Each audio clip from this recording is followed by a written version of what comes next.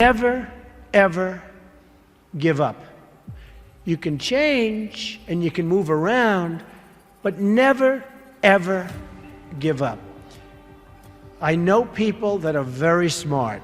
They went to the Wharton School of Finance with me. I know other people that aren't as smart, and those people are the top people in industry today, and they just were tougher. They didn't give up. And the smart ones had everything on their plate. They'd always come in with the A+ on the tests and the good boards and everything else. But when they ran into problems, they didn't know how to solve the problems like the guys that weren't as good. And it's very seldom that you see something other than this happen. So never, ever give up.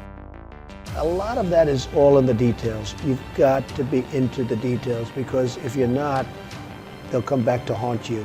So oftentimes, life is in the details. Well, business also is in the details. You have to be very careful. You have to watch the dotted I's, because you can really lose tremendously if you don't watch those details. So we discussed that, and as Robert likes to say, probably more than I do, that's the little finger, but it's all about the details. It's very important.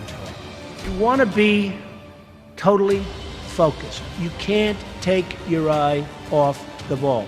When I had troubles in the early 90s, a major article came out, and it said very strongly, everything he touches turns to gold.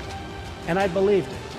So I'd go out with models at night instead of working.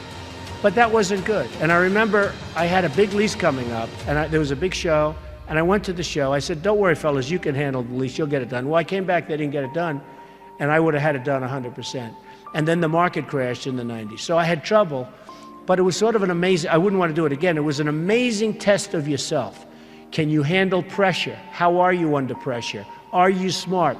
When everybody's coming at you. The worst employee is a good employee. A bad employee is fine because you fire that person right away. A great employee is phenomenal. You want to keep them and cherish them. They're fantastic. But a good employee, you never sort of fire them, but they never lead you to the next level. They just keep their job. They're sort of too good to be fired, but they're not good enough. You're never going to do great. So I always say, the worst employee isn't a bad employee, it's just a good or average employee. Gary Player, the great golfer, he was a little guy, very little, but he worked really hard. And he had a great statement, but he'd go, the harder I work, the luckier I get. And he wins the US Open. You have all these big, handsome guys, these big, giant guys, and they're hitting the ball a mile. And you have Gary Player. And Gary Player would win the Open. He'd win the Masters. He'd win this. He'd win that. And he said, hey, in the US Open, he hit a 5-iron to 1 foot from the hole, and he ended up getting a birdie and wins the US Open, right? And he came off the green. Now, I know I've heard the statement before, but I heard it from him in a meaningful way.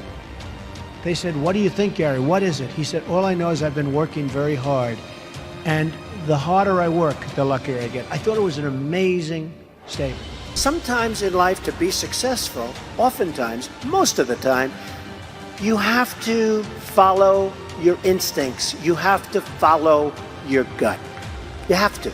Your parents may say wrong, your whoever may say wrong, but you have to do it. So much of success is seeing yourself as victorious. You have to see yourself. You have to really believe in yourself.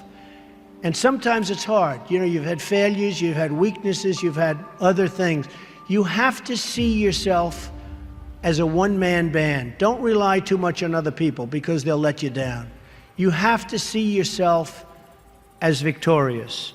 And to be a winner, you have to think like a winner. If you don't think like a winner, it's just never going to happen. Many people have been asking about my desk and the fact that I have so many papers on my desk. It's actually very neat. I know where everything is, but if you look around, there's a lot of stuff. The fact is, I'm busy. I always notice that busy people that are very successful in many cases, have a lot going on their desk.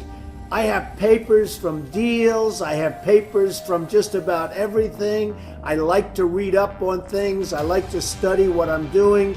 So therefore, you have a lot of action going on in your office. Now, some of the writers, some of the ones that aren't so smart, they talk about the desk negatively. They say, oh, isn't it terrible? Trump has so many papers on his desk. Let's analyze everything on the desk. And they do the best and they fail. But the fact is, I've noticed over the years, successful people have a lot going on their desk. My desk is in my office. My desk is a very important part of me.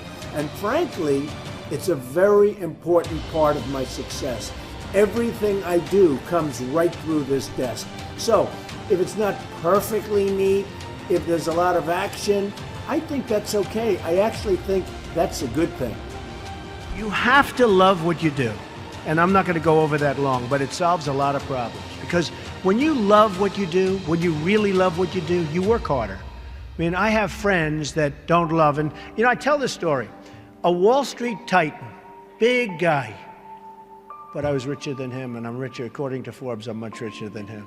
So I like that, I like that. But this big Wall Street titan, he's a big name. He has a son, and his son is a wonderful human being, which is amazing because the guy's a horrible person. But he's one of the biggest guys on Wall Street. So he wants his son, Alex. I'm going to use the name Alex. It's not his name, but I don't want to get this guy in any more trouble with his father than he already is. Alex isn't the strongest character. The father is a brutal, vicious killer. So the father has a big firm on Wall Street, and he wants Alex to go into the firm, of course. Come on, Alex, get in there, get in there. In the meantime, all these kids are graduating from Wharton and Harvard and Stanford, and they're just eating Alex's lunch. He doesn't have a chance. He doesn't have a chance. And he doesn't like it. He's not liking what he's doing. You got to love what you do. He's not liking it. So one day, but he can't leave because of his father. I actually tell him, why don't you leave? Your father's brutal. The father's just killing the guys. Tell him, you don't have what it takes. I'm sorry, Dad.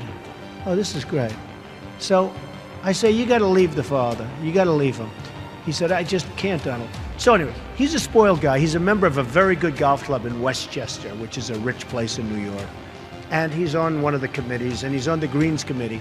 And they put him in charge of redoing the course. They're doing this big renovation of the course. It's a very good club. And he's there every morning at 5 in the morning. He doesn't leave. He did such an unbelievable job. The contractors respected him. Everybody respected him. So the wife comes up. He's doing so great, Donald. He's so amazing. And they give him an honor. And this is a tough group of people that have this club. They're club members and they're difficult. They gave him an honor. The club came in under budget, faster by 2 months. He did an unbelievable job, and the quality of the work was 10 times what they ever anticipated. So they gave him a medal. I said, Alex, you ought to go and do this for a living. You ought to be a builder, whether it's houses or clubs or golf courses, renovation or this. Oh, my father would go crazy. He'd never let me. So Alex went back to Wall Street, where he was miserable, and a year later he quit. And he started doing renovations of houses and clubs and different things. And he's doing great. So you've got to love what you do.